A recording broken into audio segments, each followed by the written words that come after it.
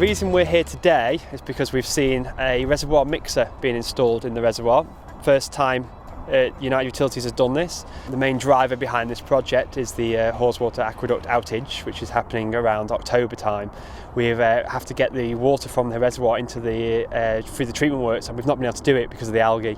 The algae causes an issue for two main reasons really. Firstly, you've got the taste and odour kind of compounds that can be given off by algae. Secondly, you've got the actual treatment of it. It can actually sit on the top of filters, and we just physically can't get the water through the filters. A number of our treatment works have a stage in front of the filters to actually deal with lots of big bits in the water like algae. Unfortunately, this treatment works here doesn't. So the option was we could either put that kind of filtration solution in, which would be very expensive, cost millions of pounds, or we deal with the issue at the source and we actually get rid of the algae. This reservoir was initially designed as an emergency supply for Manchester, either in the event of perhaps a drought where the Lake District supplies are low, or in the event of maybe a freeze-thaw event. Now during the outage we're not going to have the water from the Lake District, so this water is key to keep Manchester fed. This is a unique product. ResMix has been in use in Australia for over a decade and a half. A couple of years ago we introduced the ResMix system into the United Kingdom from Australia.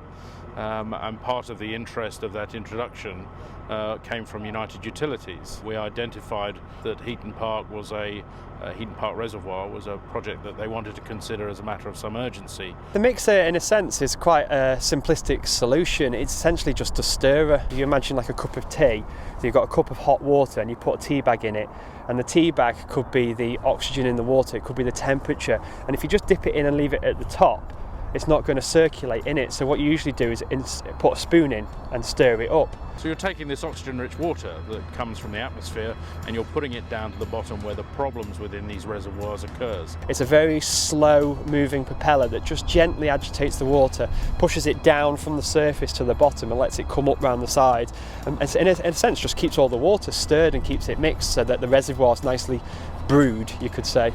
This is the only system that takes water off the top of the reservoir and then moves it down to the bottom of the reservoir. So it's a much more efficient way of actually dealing with the problem.